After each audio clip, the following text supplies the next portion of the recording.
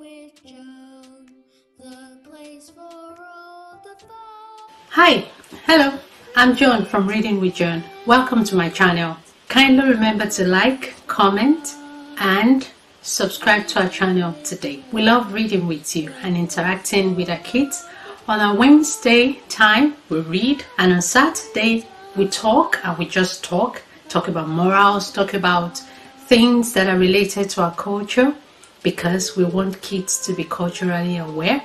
We want kids to grow up to be very responsible and independent individuals. I hope you will join us Wednesday and Saturday. Remember, like, comment, and share our channel with your friends and family. We hope you enjoy reading with us today. Reading with Joan, the place for all the fun. Creative kids. Hi, I'm Little J, and today we're reading Jungle Doctor in Slippery Places, Chapter 11, Thugs. The door of Jacobo's room was wide open. A note lay on the floor. Lugo picked it up and read, "Gone to Mabway to collect 200 shillings. Lugo tore it up and threw it on the floor. He glanced round the room. Nothing seemed to have been touched. He made a careful search, but there was no sign of money. He sniffed the box where the pencil had been, and there was the unmistakable smell of bank. Lugo sat down and said aloud, "You're slipping, Winston Churchill, Lugo. You've let that dollar take Jacobo's wealth from under your nose. Reading fool. He's after the other hoard at the hospital. He'll pay for this." Step by step, he worked out Dollars' movements. Then a tight little smile spread around his lips. He picks up his walking stick and strolled down the floor. Dollar pedaled hard down the path that led to the main road. Jacobo sat despondently, gazing ahead of him. Down the road rumbled the ancient bus that would reach Mabway in about 2 hours. Towards it came a man riding a bicycle furiously. Jacobo sprang up as he recognized both machine and rider. Dollar had taken his bicycle! Dollar swung the wheel towards the swamp and raced to jump onto the crowded bench. The bicycle slowly slid towards the water. Jacobo dashed down the hill, shouting. Twins tore at him. He tripped over and fell heavily. With a splash, the machine fell into the deep channel beside the road. Jacobo kicked off his shoes and dived again and again, deep into the muddy water. Groping along the bottom, he at last found the bicycle, but it had sunk so far into the slime he couldn't drag it out. Wet and furious, he hurried the 3 dusty kilometers to Yango, but his room was shut and locked. It took time to borrow a rope. The walk back to the main road blistered his feet. Jacobo tied the rope to a tree and dived in the exact spot where he nailed the bicycle. But in the time he had been away, it had sunk deeper, and though he tried desperately, his efforts were useless. Angry and dispirited and dripping wet, he limped back to find the door still locked. As the sun set, mosquitoes and hordes descended upon him. The last safari was a series of successes. He arrived within sight of the hospital by sunset and strode through the gates and into the ward. It was the time of the evening meal. Everyone was busy. No one took any notice of him. He dropped his hat in the middle of the ward, bent down and fumbled under the table. There was a package stuck firmly in place. He pulled it away, put it into his pocket, stood up and walked out of the room. Dollar walked back and sat by the road in the shadows. If you have enough nerve, you can get away with anything. No one has any idea where I am or what I've been doing. It pleased him to feel that he was a step ahead of Lugo and the streets in front of Colombo. Dr. Matama looked through the window of the hospital office. Against the red sky, he saw a familiar figure walk through the gate. Over the radiophone, Nelson Colongo's voice was giving a concise account of the Weaver work. And that's how the situation stands at the moment. Over, he said. The doctor picked up the microphone. Doddy Matama speaking. I have just seen Dollar walking furtively into the hospital. He is forbidden to visit without permission. I know he troubles you even more than he does us. Over. 4 hours later, Dollar spent a 1,000 shillings on a green plastic suitcase packed with marijuana, avoided 2 police roadblocks, and found an old friend who, for a suitable sum of money, had driven him back to Nongo. Lucas strolled back to Jacobo's room. The sun was poised above the horizon. On the doorstep sat a bedraggled Jacobo. There were Jack's tears in his shirt and shorts. His fine gold watch with the date window looked very out of place on his mud-stained wrist. Luca came softly. "You're in trouble, Buana Jacobo. You've been through deep water." He chuckled at his joke, unlocked the door, lit the pumice stove, put on the kettle, lighted the lamp, cut bread, buttered it, and smeared it with honey. Jacobo stumbled in through the door and slumped down in a chair without saying a word. The kettle started to sing. "My kettle," he thought. Luca dexterously heated the pot, put half a handful of tea into it, and poured on boiling water. Jacobo, through half-closed eyes, saw what was happening and muttered, "My teapot and my tea." As Luca poured it, "My cups, and my condensed milk, and my sugar. Have a cup of tea and some fruit," invited Luca. "It will do you good." Jacobo grunted and took it. The hot fluid was comforting, and the bread and honey certainly showed him his hunger. Luca's voice was full of solicitude. Now sleep would be the wise thing. Tomorrow could be a difficult day. Look at the time. Let's just keep up with the activities of the government. "With my transistor radio," growled Jacobo as he stood up, about half a kerosene tin full of water on the primus, and threw himself heavily back in his chair. He took little interest in Colongo's various radio conversations. Suddenly, he heard a voice he wanted to hear for weeks coming through the radio. "Dodi Matama speaking. Dollar has completely disappeared from here. Rumor is that he had thousands of shillings with him. Over and out." "Dollar!" growled at Jacobo. "I'll give him $. He threw my bicycle into a swamp." Luca was listening with a smile playing around the corners of his mouth. "Buana Jacobo, it has been a hard day. We have all our reverses. For this reason, I have taken lodging tomorrow for us both at the house of Naya, who spends much of his time making a drink of peculiar French and honey. Drink sufficient, and life appears golden." "I knew it," said Jacobo harshly. "Drink another gourd full and you're dead." Lucas shrugged, wrapped himself in his blanket, and lay down. But before he went to sleep, his mind ruminated. All this noise about bicycles, and not a word about money. Jacobo has tried to be smart. Almost certainly, the money is hidden somewhere close. I must get him out of the way and have a thorough search. He yawned, and almost at once he was asleep. But Jacobo could not sleep. From Nonga came the sound of drums. Foreboding hovered over him. A loose set of iron on the roof rattled. Wind surged through the mango trees. A frog croaked on and on in slow, sad rhythm, like the drum that was beating when a chief had died. How long ago was it since he had been really happy? 3 days ago he had money, more than he knew what to do with. People had treated him with respect. He had a feeling of power. Then his situation had changed quickly as definitely as his bicycle had disappeared into the mud of the swamp. But was everything to be lost as finally as that bicycle?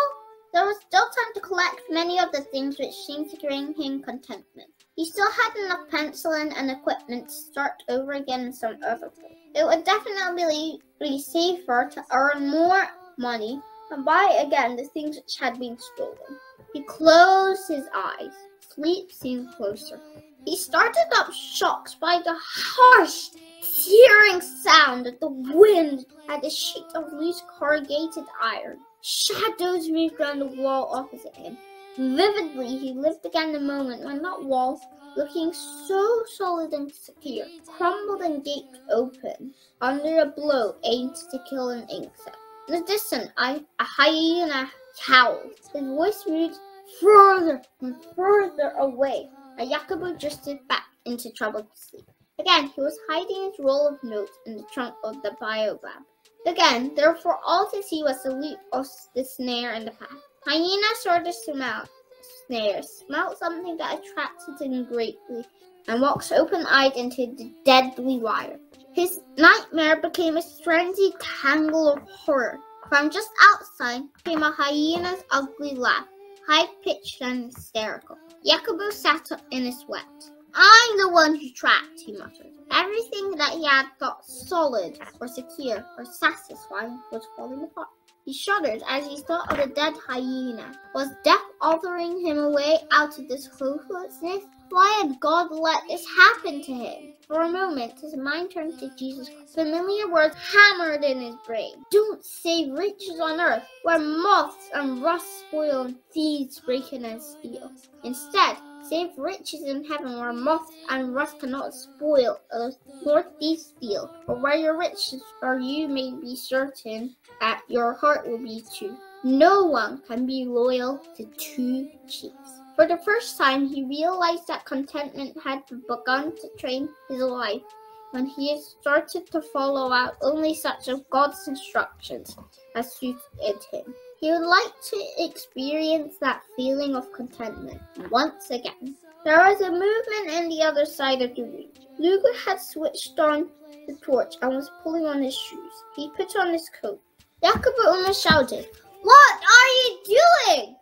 "Good morning," said Lugu. "It is the early bird that catches the worms. I am out to make profit. Come with me and we'll make lots of beautiful money." Jacobo stood up and spat. "Peace," said Lugu. "What do you plan to do?" The question swept into Jacobo's mind.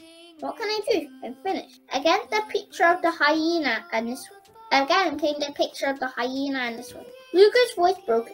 "Come along with me. I can hide you at Niall's house and we'll do our work after dark."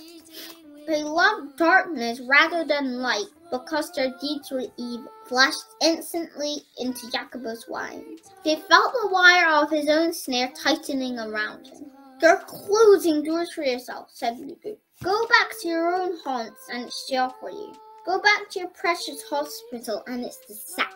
Walk any street in any town in Tanzania, and before a week is out, a policeman will put his hand on your shoulder." The desire to hit the owner of that suave voice was almost overwhelming. Jacobo kicked the kerosene bottle.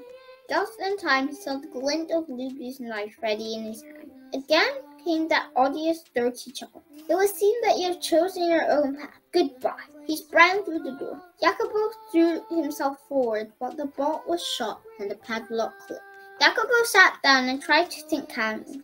If he wrenched the leg off the table, he could bend the bar of the window and force his way out. He turned up the wick of the lamp. So he packed his clothes, the kettle, and the alarm clock. He thought of the things which had already gone. He folded his blanket and placed it with the suitcase on top of the pencil and the syringes. Things could be worse. Luca's words are frightening, but they are not the whole truth. I won't make the same mistake again, and there are many other towns in East Africa. Luca walked smartly down the hill toward Niall's house. In the gloom, he saw two shadowy figures moving towards him. "Good morning," he said. Both men stopped when they saw the blade of his knife. "An ideal time of the day for a small amount of well-paid work that I would like you to do. 50 shillings each. And all I would ask is that you break in the door of the house of the one who till recently gave injections of penicillin. To earn your money, beat him up thoroughly. What you do when you have finished is not my concern. You understand?" The answer was two grunts. And then, "How shall we get in?" growled the voice. "With a reasonably large stone, you could crack that door off its hinges." In the darkness, Luca's walking stick could easily have been confused with a firearm. "I shall stand a suitable spot and make sure you do the job properly." One of the men spat, and the other said, "Give us the money. Half of it is yours now. The other half when I see you carrying him past." The two figures melted into the darkness. There was a tremendous thump on Jacobo's door. He looked round for a weapon, grabbed a chair and swung it above his head. With a noise like a gunshot, The door burst in. Two burly figures dashed through the dust and splinters. Jacobo swung his chair at the foremost, who flung a handful of sand into his eye. Jacobo dropped the chair. The second thug hit him hard on the kneecap with a knobstick. The agony of this blow made him stumble forward. The first man deliberately picked up the chair and brought it down with great force on his victim's head. Jacobo heard the chair crack into pieces, and then darkness surged over him. Without a word, one took his arm and the other his legs, and they moved fast as they could towards the swamp. Lucas seemed to materialize from the dark. The first man nodded. He's already greeting his ancestors. He should have heard his head crack. It sounded like dropping an egg. Lucas held up more money, lifted Jacobo's limp arm, and then took off his rich watch and said, "What are you going to do with him now?" The safest way to bury him is grave than the stomach of the crocodile, sneered the taller of the two. They walked 400 paces to the edge of the water then, swinging Jacobo's body back. They hurled it as far as they were able to into the swamp. The coldness of the water shocked Jacobo back into consciousness. There was fiery pain in the back of his head, and one of his knees would not move. Automatically, he floated onto his back. Before dawn breeze blew eerily through the reeds, he heard a voice say, "Well, that's the end of him." Penciling the little for cracked skulls. Still lying on his back and barely moving his hand, he swam backstroke.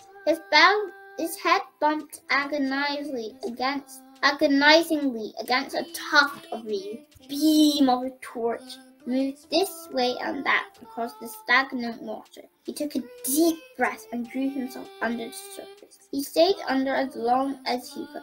When he surfaced, to his great relief, the light had gone. The pain in his knee was severe, and cramps were dragging at the calves of his leg. Pulled himself through the mud, struggled up the banks, limped somehow across the road, and forced his way through the undergrowth to a pile of granite boulders that hid him from the road. Behind these, he again collapsed into unconsciousness. Thank you for joining us of Jungle Doctor in Slippery Places. Please join us next time. Bye! Reading with Joan, the place for all the fun. Hi. Thank you so much for joining us today. We hope to see you next time on another story time with Joan. Reading with Joan. Bye.